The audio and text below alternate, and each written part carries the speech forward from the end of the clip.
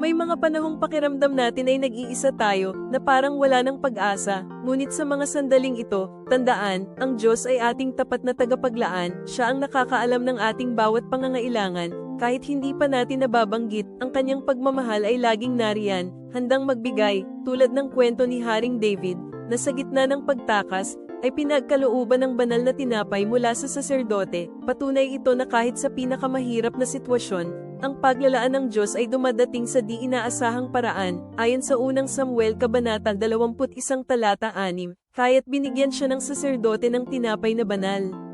Isang kilos na puno ng pagmamahal at pangako, kaya't anumang pagsubok ang iyong pinagdadaanan, laging tandaan, ang pag-ibig ng Diyos ay walang hanggan at ang kanyang paglalaan ay hindi magkukulang. Magtiwala ka sa kanyang plano, sapagkat naroon siya, handang magbigay ng kapayapaan, lakas, at tunay na kailangan. Naway ang mensaheng ito ay magdala ng kapayapaan at pag-asa sa iyong puso. Mahal ka niya.